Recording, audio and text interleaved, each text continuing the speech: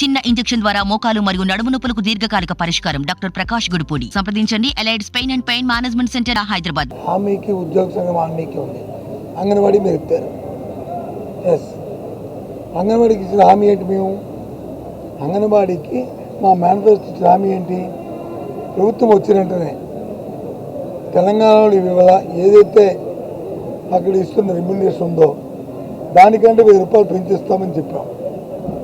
ప్రభుత్వం వచ్చిన వెంటనే ప్రభుత్వం 1000 రూపాయలు వెంటనే 10,000 రూపాయలు 10,500 దాన్ని 11,500 చేస్తాం. అంతేగాని తెలంగాణ పెంచినప్పుడల్లా పెంచుతామని చెప్పలేదే. మనం మేము పెంచింది 19లో, తెలంగాణ పెంచింది ఇప్పుడు 21లో. మరి 21 వరకు వాళ్ళు 10,000 ఇచ్చారు, మేము 11,500 ఇచ్చాం. అంతకంటే ముందు తెలుగుదేశం ప్రభుత్వం 3 నెలల కిందే 10,000 చేసింది, 7,500. అయినా సరే మేము 11,500 చేస్తాం. చేసామని ఇది సరిపోద్దని, ఇది ఎక్కువని మేము చెప్పట్లే. గ్రాడ్యుయేట్ కూడా 50,000 ఉంటే దాన్ని 1,00,000 చేసాం. వాళ్ళు అడిగిన 11 సంవత్సరం ఉంటే 11లో 10 చేసాం. ఈ ఒక్కదానికి కొంత సమయం ఇవ్వండి, ఒక 2 నెలల సమయం ఇవ్వండి. ఇది ఎన్నికలతో అవుతున్న సమయంలో ఇలాంటివి మనం పెంచడాలు ఇవి చేయడానికి అవకాశం ఉండదు. దయచేసి ఆలోచించి చెప్పాను తప్ప ఆర్థిక పరిస్థితులు ఈ విషయం కూడా మేము ఎక్కడ ఎత్తలే. ఆర్థిక పరిస్థితి దృష్ట్యా కాదు, సమయం దృష్ట్యా ఇవాళ ఉన్న సున్నితమైన అంశం. ఇవాళ ఎన్నికలకు వెళ్తున్న 1-2 నెలల్లో ఇలాంటి చేయడానికి అవకాశాలు లేవు కాబట్టి చేయడం కూడా సమస్య కాదు కాబట్టి సమయం కూడా తప్ప అంతకంటే మనకేం కాదు. నవరత్నాల్లో మంచి పని చేసేది దశలవారీగా తగ్గిస్తామని వచ్చాము. ఈ రాష్ట్రంలో బెల్ట్ షాపులు లేకుండా ఎక్కడ చేసాము. తెలుగుదేశం పార్టీ అయితే ఎన్టీ రామారావు వచ్చి మంచి పని చేస్తే చంద్రబాబు వచ్చి విడిగా ఇవాళ పెట్టాడు. ముందు చంద్రబాబుని అడగండి, ఏమయ్యా ఈ పని చేసామని చెప్పండి, చెప్తాడు. ఏం చెప్తాడు అనండి అవన్నీ. కాబట్టి ప్రతి కార్యక్రమం చేసాం. ఇవాళ ఇందాక ఆసరాకి టీఓకి ఏదైతే చెప్పామో అన్నీ చెప్పాము. ఎక్కడ జరిగితే అలాగే పెన్షన్ ఇచ్చిన మాట నెరవేర్చామే. నవరత్నాలు అన్నీ చేసుకొస్తున్నామే. ఎంత ఇబ్బంది అయినప్పటికీ ఎంత ఆర్థిక పరిస్థితి ప్రజలను అప్పు చేసేస్తున్నారు. మరి చంద్రబాబు చేసే అప్పు దేనికి వాడాడు? స్నోలకి, పౌడర్లకి, దోపిడీకి, దానికి వాడాడు. మేము చేసిన ప్రభుత్వం చేస్తున్న ఏదైతే ప్రభుత్వ నిబంధనలో ఎఫ్ఆర్బిఎం లోపడి అన్ని రాష్ట్రాల్లో మీ రాష్ట్రం కూడా చేసి ప్రజా సంక్షేమం కోసం ప్రజల వారి తాలూకా దైనందిన జీవితంలో వాళ్ళ ఆర్థిక పరిస్థితి మెరుగుపరచడానికి ఇవాళ కార్యక్రమం చేస్తాం. అందుకే రాష్ట్రంలో దేశం మొత్తం మీద ఆంధ్ర రాష్ట్రంలో ఉన్న ప్రధానికంతో జీడిపి ఇవాళ పెరిగింది. ఎందుకు పెరిగింది? ఎలా పెరిగింది? ఆలోచన చేయాలి. అంతేగాని ఏదో 2 టీవీలు 3 ఇష్టం వచ్చినట్టు మాట్లాడతానంటే వాస్తవ పరిస్థితి అది. ఇవాళ అది బాబు చెప్పింది ఒకటి చేసింది ఒకటి అని ఏదో మీ దగ్గర టీవీ పెట్టారని నేను ఇష్టాలుగా మాట్లాడితే అది సమంజసం కాదు.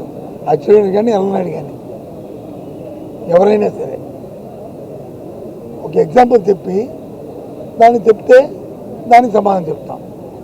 ఇప్పుడు మొన్న సిపిఐ వాళ్ళు చెప్పారు ట్యాబ్లకు వచ్చి 2,500 కోట్లు అవినీతి జరిగిందని.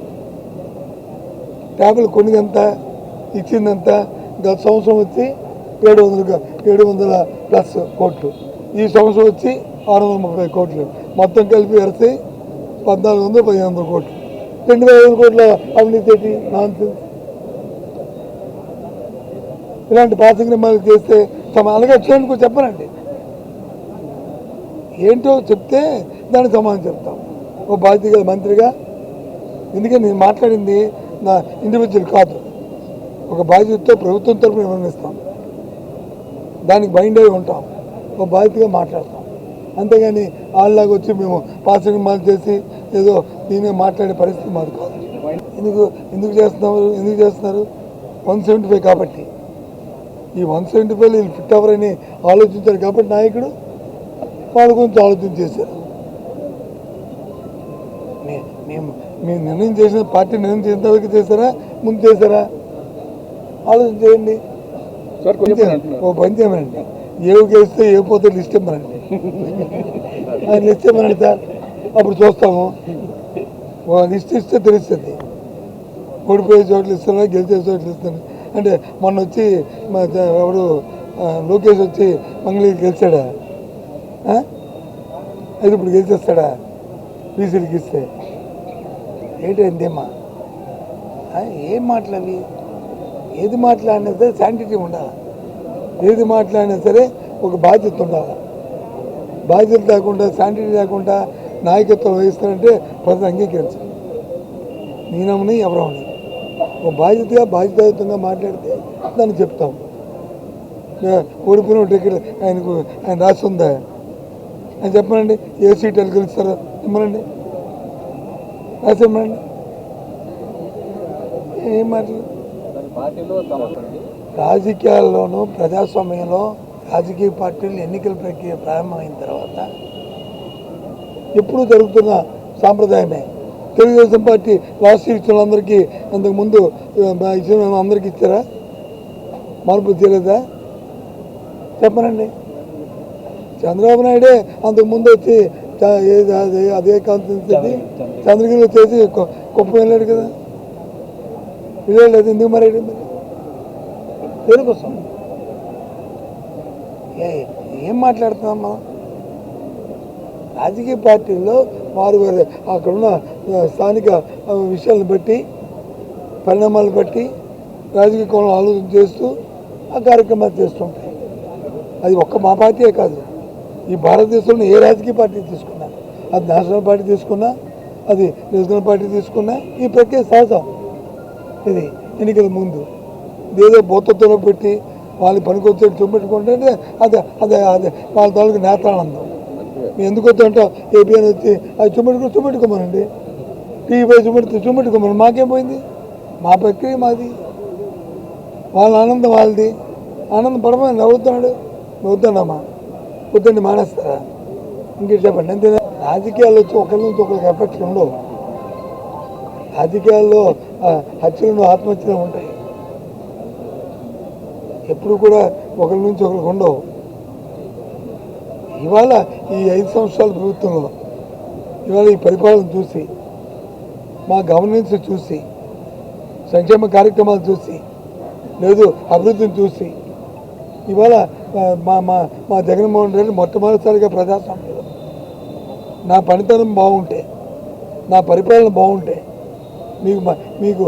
మీరు సంక్షేమంగా మీరు మీకు అన్నీ అందాయంటే, న్యాయం జరిగిందంటే నాకు ఓటు ఇవ్వండి.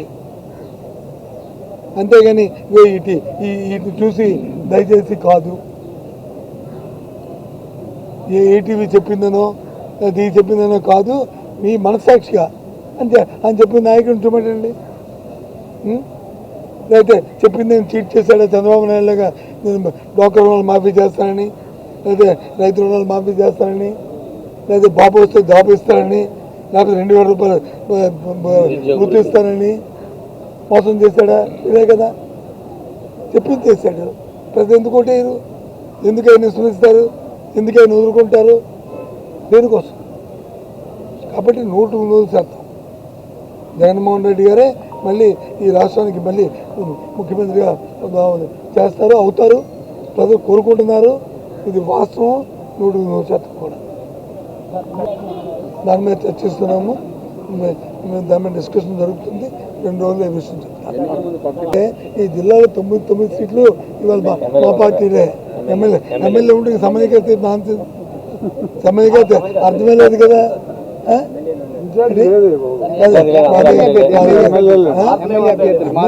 ఎమ్మెల్యే అభ్యర్థులది పార్టీలు నిర్ణయం చేస్తారు. నా మనస్సాక్షిగా మా ఎమ్మెల్యేలందరూ పనితీరు బాగుంది, ప్రజలు వచ్చి హర్షిస్తున్నారు. కాబట్టి ప్రశ్న అప్రస్తుతం అనేది నేనైతే వ్యక్తిగతం అనుకుంటాను. నేను పార్టీ తరఫున చెప్పడానికి నేను కాదు, వ్యక్తిగత అభిప్రాయం నాదంతే. ఓకే, మరిన్ని వీడియోస్ కోసం ఛానల్ ని సబ్స్క్రైబ్ చేయండి. లేటెస్ట్ అప్డేట్స్ కోసం వాట్సాప్ ఛానల్ ని ఫాలో చేయండి. అండ్ లింక్ డిస్క్రిప్షన్ లో ఉంది.